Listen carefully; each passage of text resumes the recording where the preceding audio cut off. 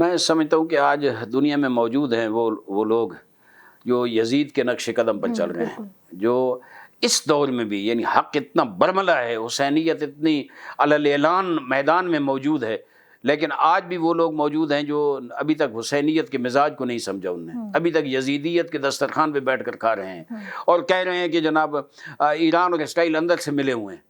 میں سمجھتا ہوں یہ جو رویے ہیں اس سے پتہ چلتا ہے کہ مزاج میں یزیدیت رچی بسی ہے، یزیدیت اس مزاج سے نکلی نہیں ہے۔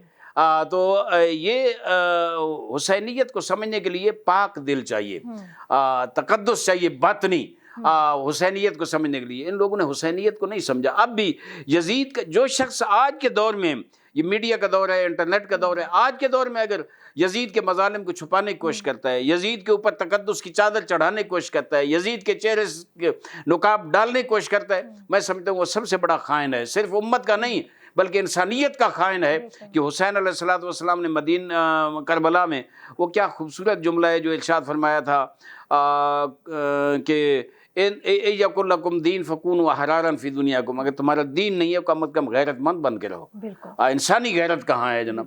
تو حسین علیہ السلام نے جو انسانی غیرت اور وہ عزت و عظمت انسان کی اور اقتدار انسان کا اور استقلال، آزادی اور حریت انسان کی وہ دنیا کو سکھائی، وہ رہتی دنیا تک مثال ہے۔ اس کا مقابلہ یہ لوگ نہیں کر سکتے جو دل چاہے رویہ اپنائیں۔ اور میں یہاں یہ بھی کہوں گا کہ 1400 سال سے جو نواز رسول کی آزاداری ہے، اس آزاداری نے بڑے بڑوں کو بے نقاب کر دیا ہے۔ آزاداری کیا ہے؟ آزاداری کسی مسلک کے خلاف نہیں ہے، آزاداری کسی مذہب کے خلاف نہیں ہے، آزاداری تو جو ہے وہ حسین کا پیغام پہنچانے کے لیے، اسلام کے احیاء کے لیے، اور یہ آگے بڑھ رہی ہے اور بڑھتی رہے گی۔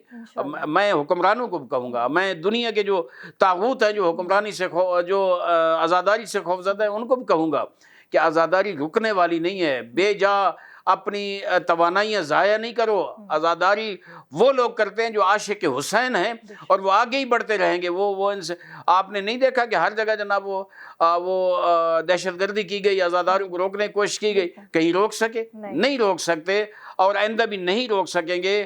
آزاداری پوری آب و تاب کے ساتھ، اچھا صرف پاکستان میں نہیں ہے نا، پاکستان میں ہوتی تو پھر کوئی کہتا کہ ہم روک سکتے ہیں جناب۔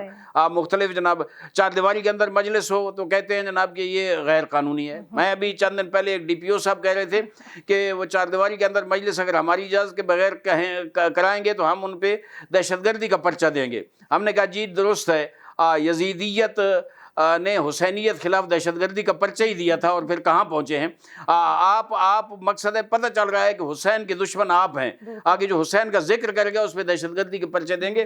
میں یہ سمجھتا ہوں کہ صرف پاکستان نہیں، پوری دنیا، امریکہ میں چلے جائیں، برطانیہ میں چلے جائیں، فرانس، جرمنی، چین، رشیا میں چلے جائیں، ہر جگہ آزاداری آب و تاب کے ساتھ آگے بڑھ رہی ہے۔ اور روح آزاداری حسینیت ہے، روح آزاداری بقائے اسلام ہے، روح آزاداری انسانیت کی بیداری ہے جو حسین علیہ السلام نے انسانیت کو بیداری کا پیغام اپنے مقدس لہو کے ساتھ دیا ہے۔ انشاءاللہ یہ جاری و ساری رہے گی، مقصد حسین قیامت تک اور مولا امام زمان کے ظہور تک اس طرح جاری رہے گا اور یہ علم لہراتے رہیں گے، کوئی ان کو روک نہیں سکتا۔